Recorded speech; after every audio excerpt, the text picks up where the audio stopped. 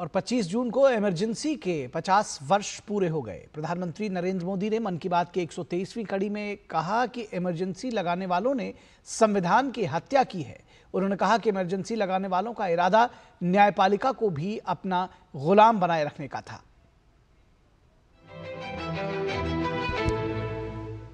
50 साल पहले स्वतंत्र भारत के इतिहास का काला अध्याय 25 जून 1975 की मध्यरात्रि को आपातकाल की घोषणा के साथ लिखा गया था। मन की बात की 123वीं कड़ी में प्रधानमंत्री नरेंद्र मोदी ने इमरजेंसी के बारे में बात करते हुए कहा कि जन भागीदारी की शक्ति से बड़े बड़े संकटों का मुकाबला किया जा सकता है।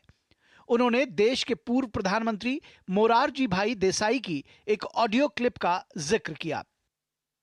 आखिर ये जो जुल्म हुआ 2 साल तक, जुल्म तो 5-7 साल से शुरू हो गया था, मगर वो शिखर पर पहुंच गया है 2 साल में जब इमरजेंसी लोगों पर थोप दी और अमानुषी बर्ताव लोगों के साथ किया गया।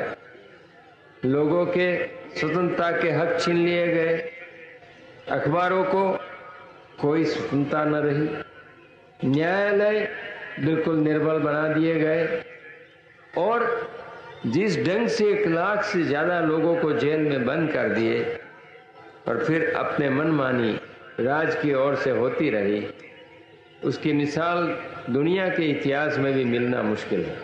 साथियों, ये आवाज देश के पूर्व प्रधानमंत्री श्रीमान मोरारजी भाई देसाई की है। उन्होंने संक्षेप में लेकिन बहुत ही स्पष्ट तरीके से इमरजेंसी के बारे में बताया।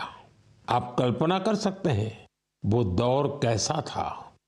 इमरजेंसी लगाने वालों ने ना सिर्फ हमारे संविधान की हत्या की, बल्कि उनका इरादा न्यायपालिका को भी अपना गुलाम बनाए रखने का था। इस दौरान लोगों को बड़े पैमाने पर प्रताड़ित किया गया था।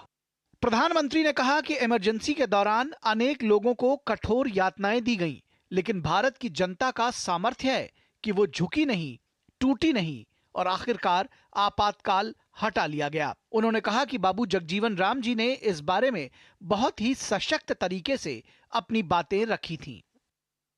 बहनों और भाइयों, पिछला चुनाव नहीं था, भारत की जनता का एक महान अभियान था। उस समय के परिस्थितियों को बदल देने का, तानाशाही के धारा को मोड़ देने का और भारत में प्रजातंत्र के बुनियाद को मजबूत कर देने का। प्रधानमंत्री ने कहा कि अटल जी ने भी तब अपने ही अंदाज में जो कुछ कहा था वो भी हमें जरूर सुनना चाहिए। बहनों और भाइयों, देश में जो कुछ हुआ उसे केवल चुनाव नहीं कह सकते। एक शांतिपूर्ण क्रांति हुई है।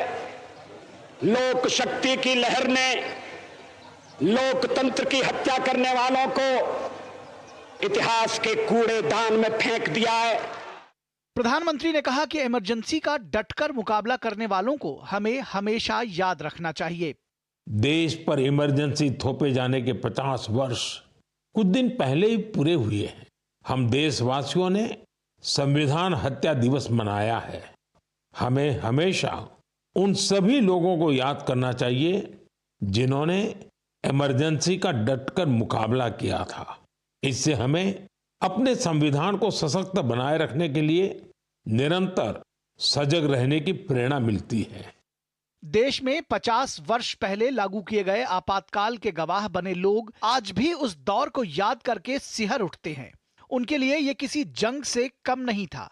जानकारों का कहना है कि जब परिवार को देश के ऊपर रखा जाता है, तब आपातकाल जैसे काले अध्याय लिखे जाते हैं। Bureau report, DD news.